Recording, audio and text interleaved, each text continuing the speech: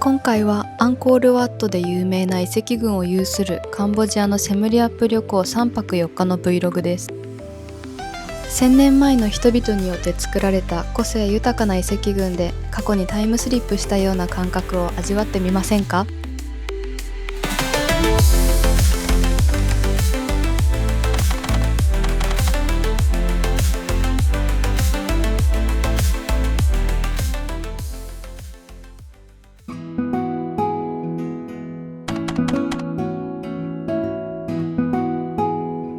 カンボジア北西部の都市シェムリアップに到着しました。目的はもちろんアンコールワットを含むアンコール遺跡群です。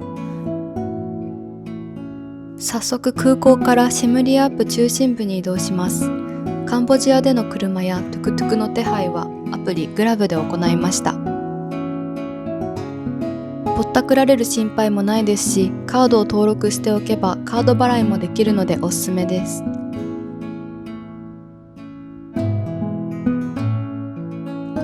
カンボジアの宿泊費はかなり安く、ツインルーム、朝食プール付きで1人3泊1万円ほどでした。部屋も綺麗で衛生面も問題ありませんでした。それでは街に繰り出します。カンボジアではアメリカドルとカンボジアリエルが流通していますが、旅行後のことを考えるとアメリカドルの方が良さそうです。シェムリアップの観光地として遺跡以外で真っ先に挙げられるであろうパブストリート。夜になると音楽が爆音で鳴り響く飲み屋街になります。中心部はほとんど観光地化されており、どこにでも出店やマーケットがあります。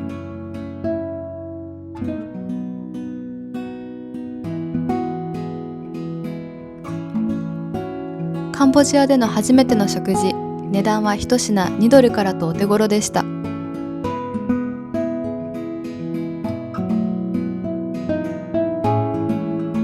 ーケットでは商品に値段がついていないことが多く、値段を聞くといくらなら買うと聞かれたり、交渉前提で高い値段を言ってきたりします。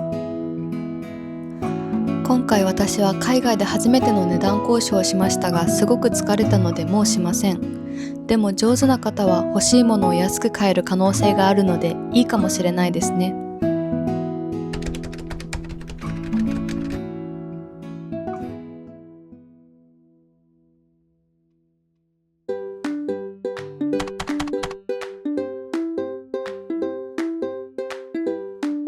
さて2日目から遺跡巡りスタートです。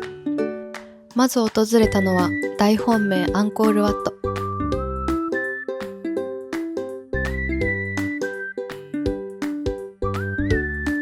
シェムリアップ中心部からトゥクトゥクで15分ほどで、料金は550円でした。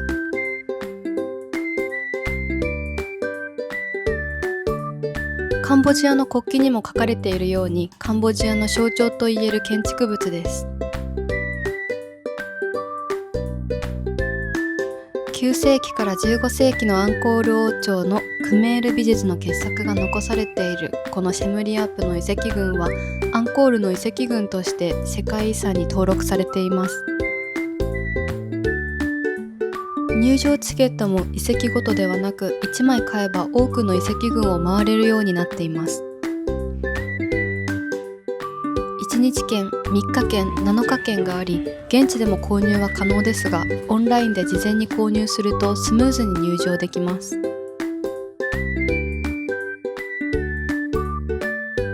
それでは早速中に入っていきます。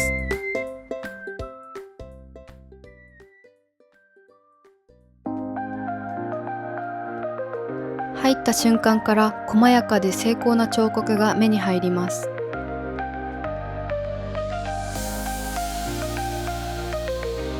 この細やかな彫刻もアンコール遺跡群の特徴のようです。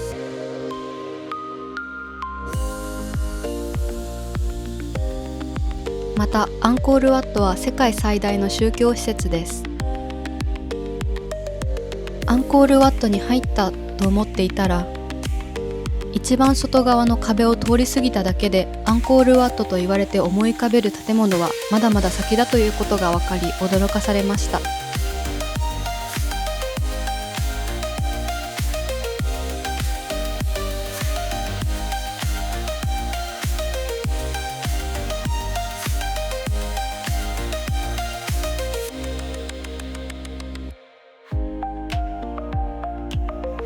アンコールワットには3つの回廊があり、中心に市道が鎮座しているという構造になっています。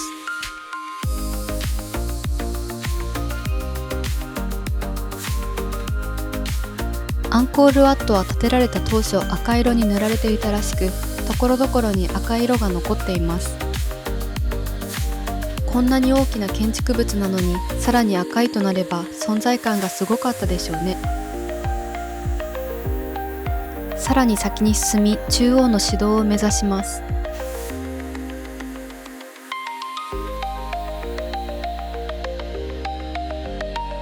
アンコールワットにある石像の多くは頭部がありません。その理由は宗教の変遷や盗難によるものだそうです。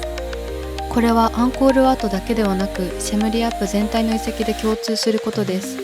何百年という時の中で遺跡が歩んだ歴史を感じます。そしてとうとう第3回廊と中央市道へ。追加料金などはかかりません。また階段がかなり急なので注意が必要です。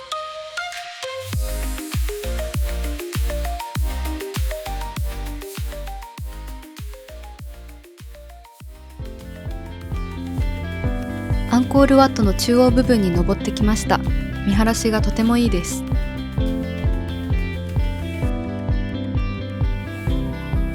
今までテレビでしか見たことがなかったアンコールワットの塔が目の前に、これはかなり感動しました。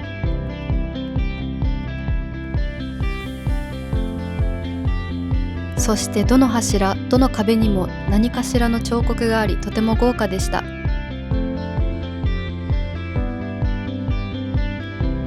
また中央市道は神に最も近い場所とされ、昔は王か高僧しか入れなかったのだそうです。そう考えると、この場所に入ることができた経験がより特別なものに感じられました。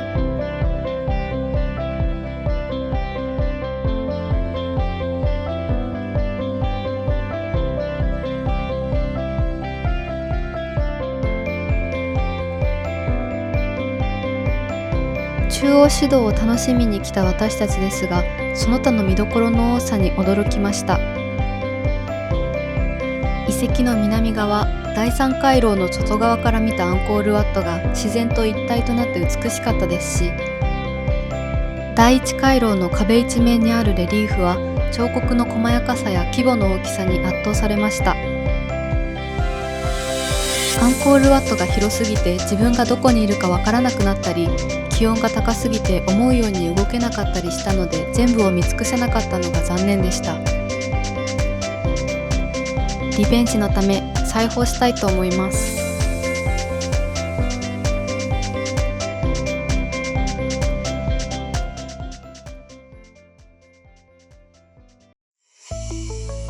次に訪れたのはバイヨン寺院です。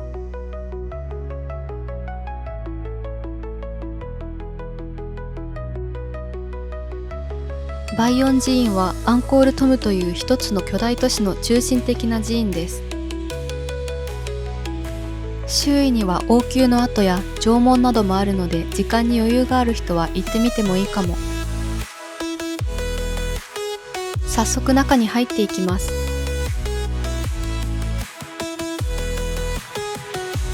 アンコールワットと同じように彫刻が細かく美しいです。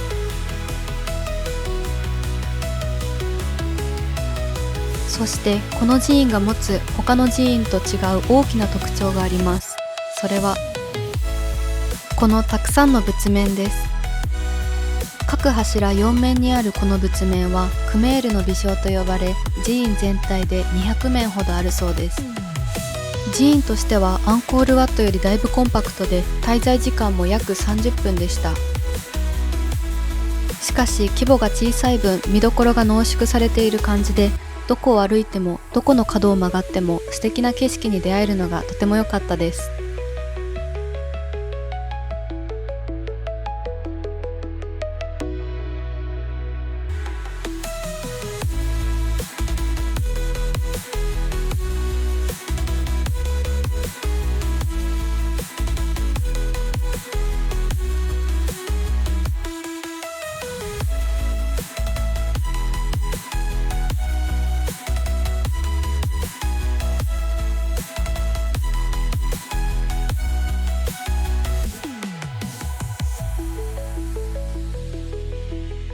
寺院に優劣はないですが、個人的には今回訪れた遺跡の中で1、2を争う印象に残る寺院でした。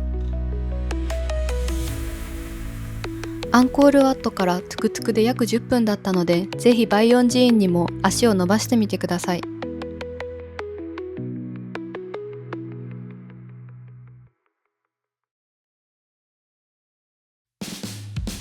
2日目最後に訪れたのはタプロームです。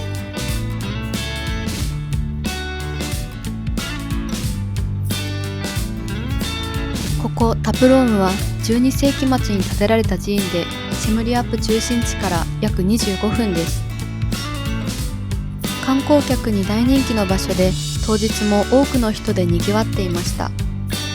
その最大の理由であり大きな特徴がこちら。タプロームは樹木が遺跡に絡みついた自然と歴史が共存する遺跡で、その幻想的な様子からゲームや映画の世界のようだと大人気なのです。他の遺跡は修復されているのに対し、タプロームは樹木と遺跡が絡み合った姿をそのまま残すという保存方針が取られており、崩壊と保存の狭間にある姿が他の整備された遺跡にはない神秘性を放っているそうです。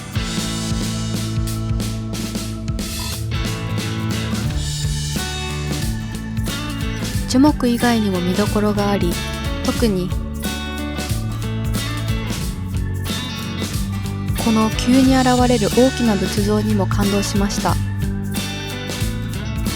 この寺院がたどった複雑な歴史がひしひしと感じられるとともに、その圧倒的な存在感に驚かされました。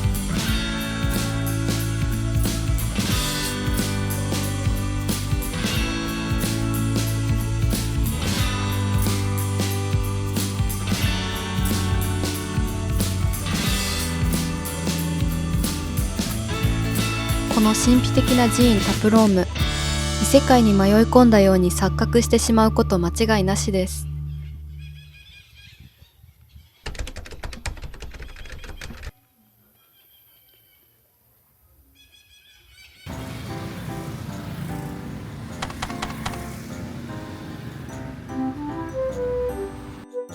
さて、3日目の午前中は街歩きをしながらお土産なども探していきます。まずはドリンク目当てで入ったこのチョコレート屋さん。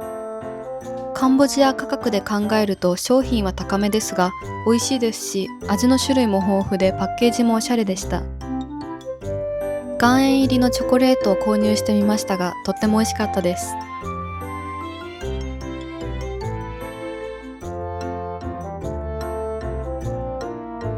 次は街中からほど近いワットボーへ。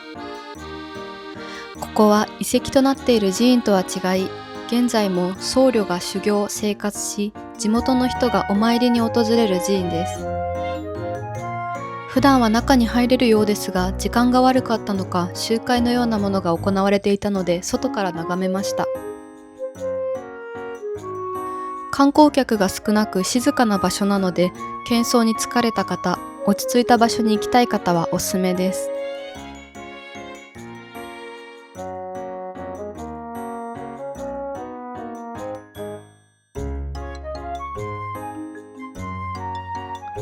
遺跡以外の観光地も訪れたいという方必見です。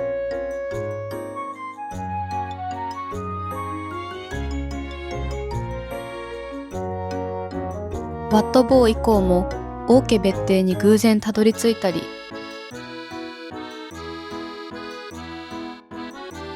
スターバックスでカンボジア限定の商品を見たり、ドリンクを楽しんだり、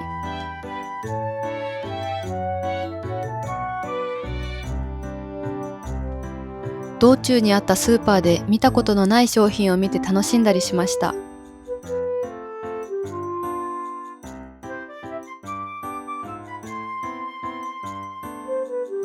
そして街歩き最後はメイドインカンボジアマーケットでお土産探しです。カンボジアのハンドメイド作家さんや職人さんが作ったカンボジア産の商品を購入できます。プルタブを利用して作った雑貨などユニークなものや服、雑貨、食品、アルコールまで幅広いジャンルの製品があります。その中でカンボジアの遺跡に描かれた模様がプリントされているトートバッグを自分のお土産用に購入しました。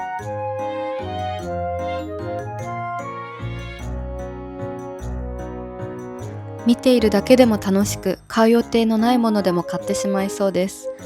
お土産探しなどの際、ぜひ訪れてみてください。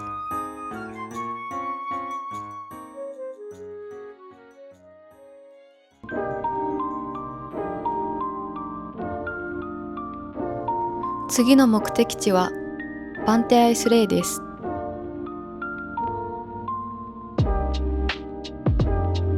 ここバンテアイスレイはシェムリアップ中心部からトゥクトゥクで約50分のところに位置する10世紀に建てられた寺院です。他の寺院と大きく違う特徴の一つは赤い砂岩が使われているので遺跡がピンクっぽく見えること。さらに建物に施された桁違いに細かいこの彫刻です。美しすぎて思わず見入ってしまいました。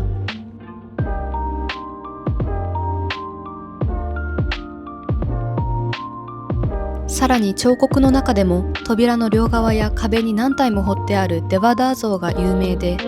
その中でも特に美しいと言われる一体は東洋のモナリザと呼ばれているそうです。これらの特徴からか、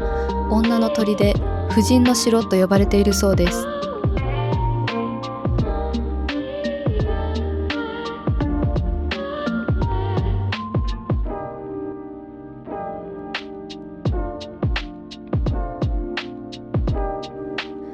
建てられてから1000年経った今でもこれだけ美しく残されていることから、ずっと大切にされてきたのだなとほっこりしました。中心地からはだいぶ遠いですが、遺跡を楽しみにカンボジアに来たなら絶対に外せない遺跡です。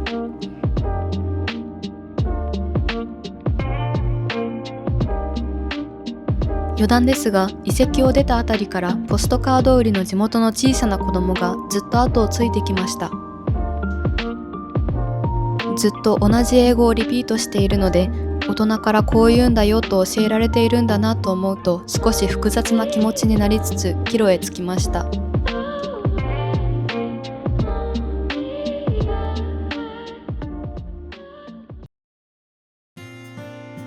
さて、カンボジア旅行最後の夜散歩です。何やらおしゃれなフードコートを発見したので軽く食べることにしました。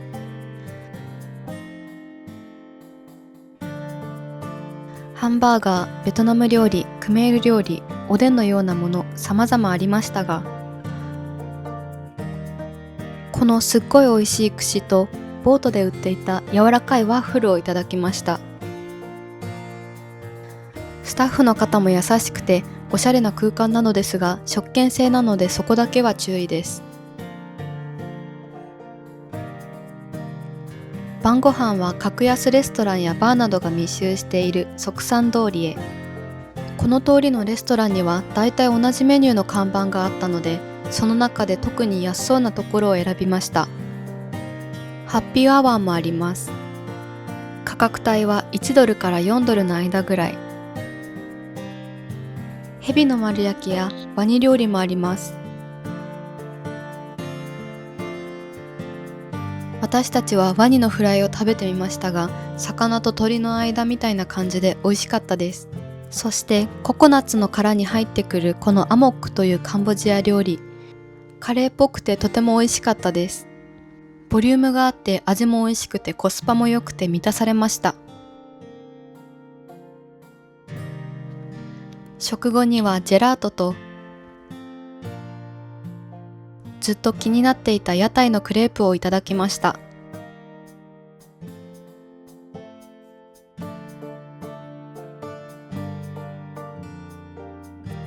すっごく甘いけどもちもちで美味しかったです。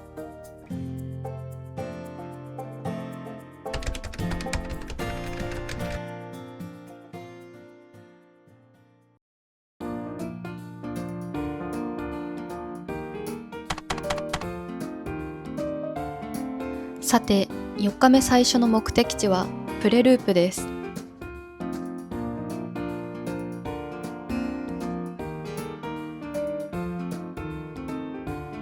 もともとは存在を知らず旅程に組み込んでいなかったのですが、何度か前を通り気になって急遽行くことに決めたこのプレループ遺跡。10世紀に作られたピラミッド型の寺院で王の火葬場であったと考えられているそうです。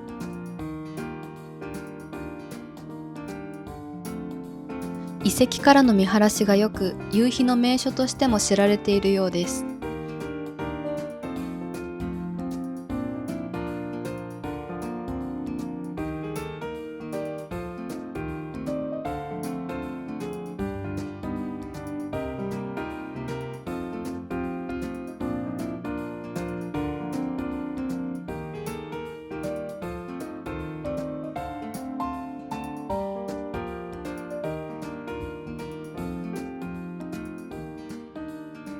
実際に登ってみると思ったより高くて見晴らしがいいです。さらに使われている石材によって夕日に照らされると赤っぽく見え、より美しいそうです。そして例に漏れず細かい彫刻が美しいです。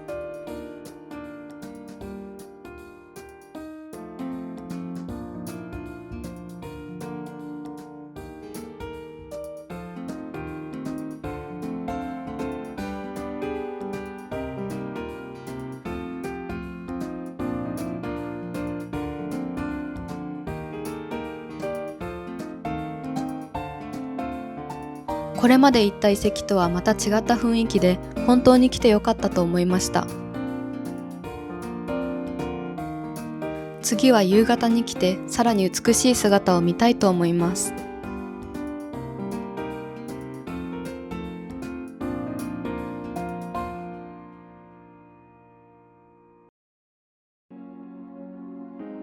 さて、このカンボジア旅行最後の目的地はベンメリアです。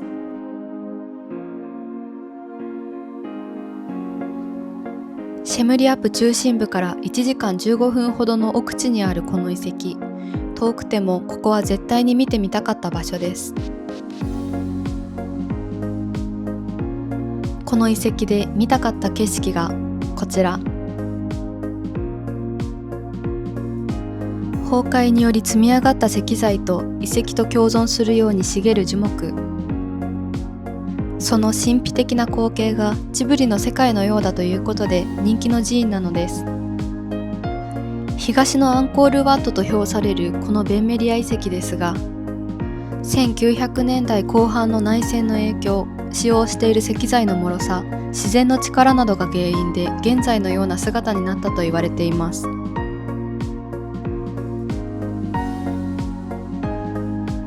また内戦中、多くの地雷がこの寺院の周囲に埋められ、長い期間修復できなかったことも原因の一つだそうです。現在も観光ルート以外は地雷が残っている箇所があるため、道を外れないように注意が必要です。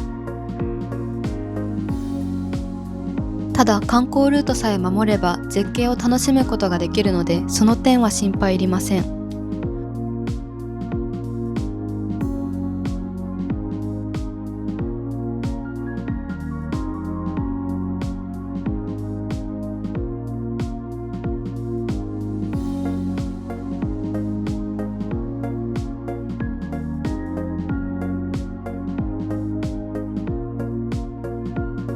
観光ルートの中には暗い場所や足場が悪い場所もあり注意が必要ですが、冒険をしている感を味わえます。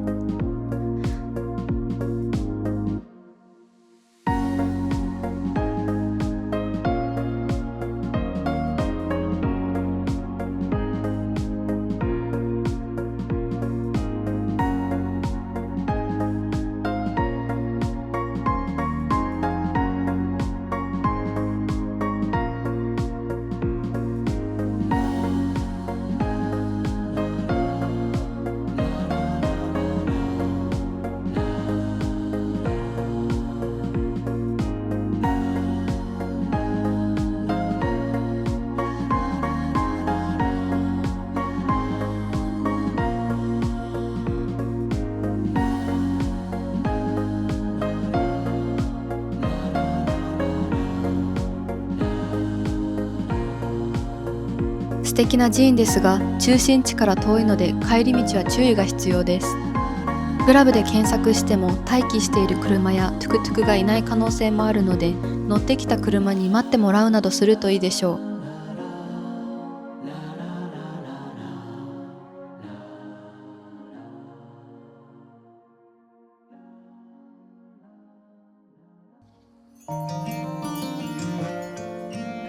3泊4日のカンボジア旅行が終わろうとしています。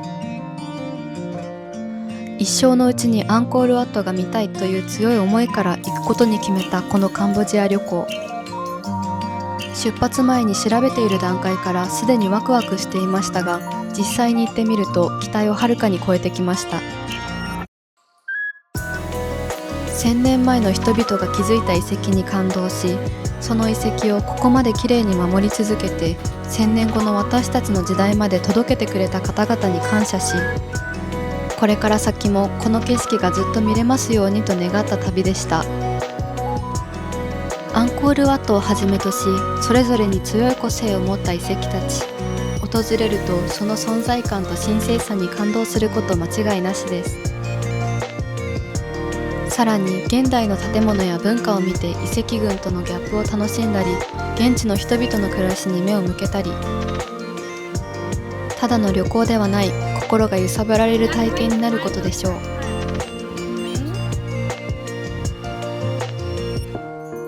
最後までご視聴ありがとうございました。